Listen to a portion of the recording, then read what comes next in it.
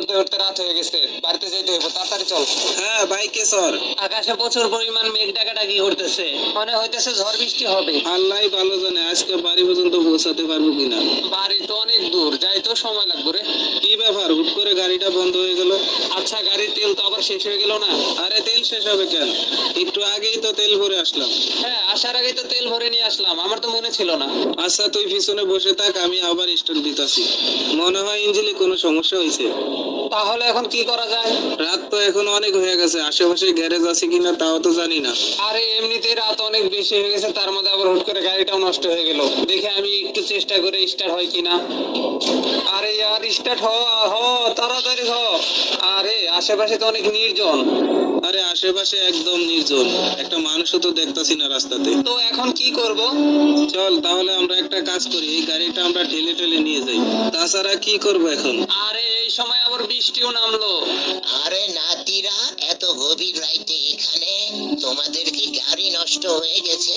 হ্যাঁ দাদু, আমাদের গাড়িটা নষ্ট হয়ে গেছে। তা আপনি কিভাবে জানলেন? আর এত রাত্রিবেলা আপনি এখানে? আমি সবই জানি।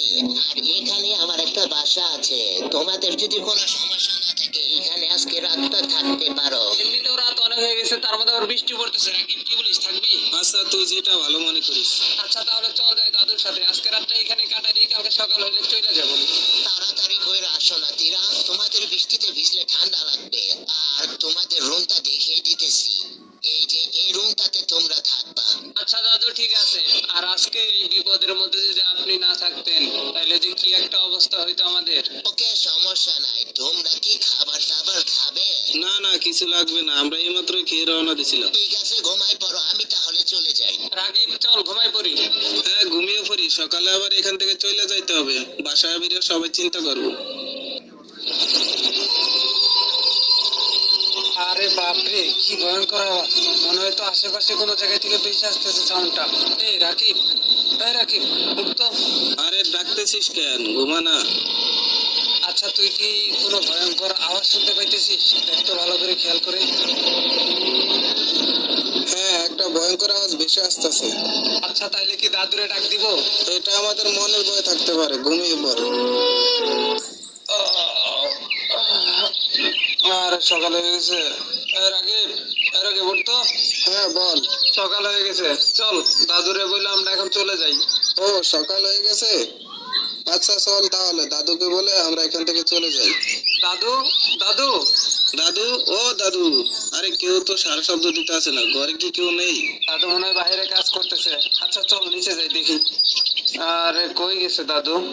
আরে বাপরে, এইখানে এতগুলা খবর! এই কবরগুলো তো রাতের বেলা খেয়াল করি নাই। আচ্ছা তাড়াতাড়ি এই জায়গা থেকে চলে যাই, এই জায়গাটা আমার কাছে অনেক ভয় লাগতেছে। হ্যাঁ হ্যাঁ, চল এখান থেকে চলে যাই। আর যদি রাস্তায় কাউকে পাই তাহলে জিজ্ঞাসা করবো এই বাড়িটা সম্পর্কে। আচ্ছা ঠিক আছে, বাইকে বসলাম, ভাই তুইও বস দেখি। আরে গাড়ি তো ঠিক হয়ে গেছে, গাড়িটা না নষ্ট ছিল। ওই তো একটা মানুষ দেখা যায়। ভাই এদিকে আসেন তো একটু।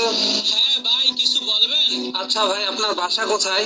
আমার বাসাটা আশেপাশে, একটু সামনেই। আচ্ছা ভাই, গোরস্থানের পাশে ঘরে একটা মুরব্বী থাকে, ওনারে কি চিনেন? না না ভাই, আমি তো চিনি না। আচ্ছা ভাই, গোরস্থানের পাশে ঘরটার সম্পর্কে আপনি কিছু জানেন? না ভাই, আমি তো এ বিষয়ে কিছু জানি না, অন্য কাউকে জিজ্ঞাসা করেন। রাকিব, আমার মনে হয় লোকটা জানে, কিন্তু আমাদের না বলে চলে যেতেছে। তুই একটু ডাক দিতে আবার।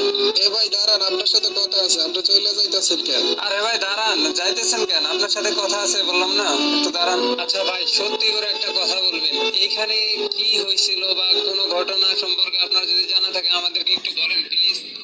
আচ্ছা তাহলে ঠিক আছে, তাহলে শোনেন আসল ঘটনা। আজ থেকে প্রায় অনেক বছর আগের ঘটনা। আজকে বহুত মাল পানি লইতে হইব। হ্যাঁ সর্দার, আমি শুনছি এই বাড়িতে নাকি একটা টাকার মেশিন আছে। তাড়াতাড়ি চলেন সর্দার। আর শুনছি এই বাড়িতে নাকি শুধু একটা বুইড়া বেড়া থাকে, পরে মাইরা হলেও আজকে টাকা নিয়ে যাবো। সর্দার, সর্দার এদিকে আসেন, মনে হয় টাকার মেশিন পাইছি। দেখ দেখ এখানে টাকার মেশিন, কিন্তু এটা চাবি কই? সর্দার, উপরে হয়তো লোকজন থাকতে পারে, চলেন যাই উপরে। সর্দার, প্রত্যেকটা রুম ভালোভাবে দেখতে হবে, যেভাবে হোক এইখান থেকে খালি হাতে বেরা যাবে না। সর্দার, উপরে তো আরেকটা রুম আছে। আচ্ছা উপরে ওঠ, আর প্রত্যেকটা রুম ভালো করে দেখ। আচ্ছা ঠিক আছে, তোমরা নিচে দেখো, আমি উপরে দেখতেছি। সবাই এই রুমটাতে আয়, একজনকে পাইছি। ওই বুইড়িয়া, এটিএম মেশিনের চাবি দে, তাইলে তোরা সাইডা দিমু। আরে তোমরা কারা? আর ওই এটিএম মেশিনটা নষ্ট হয়ে গেছে। বুঝলিয়া, জানের মায়া থাকলে তাড়াতাড়ি চাবি দে। মার গুলি শালারে, এখনো সময় আছে, ভালোই ভালোই ক এটিএম মেশিনের চাবি কই? তোমরা আমার কথাটা বিশ্বাস করো, ওই মেশিনটা অনেকদিন আগেই নষ্ট হয়ে গেছে। সর্দার ওই মিছা কথা কইতাছে, ওরে মাইরা ফেলি। ওরে মাইরা ফেল একদম। বুইরা এখন আলা মর। সর্দার ও তো একদম মারা গেছে। আরে ও তো একদম মরে গেছে, চল এখান থেকে পালাইতে হবে পুলিশ আসার আগে। হ্যাঁ ভাগতে হবে। তাড়াতাড়ি সবাই গাড়িতে চল, আর গাড়িটা জোরে চালা।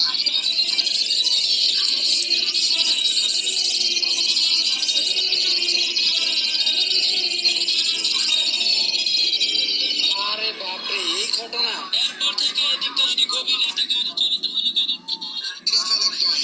বুইরা এখন আলা মর। সর্দার ও তো একদম মারা গেছে। আরে ও তো একদম মরে গেছে, চল এখান থেকে পালাইতে হবে পুলিশ আসার।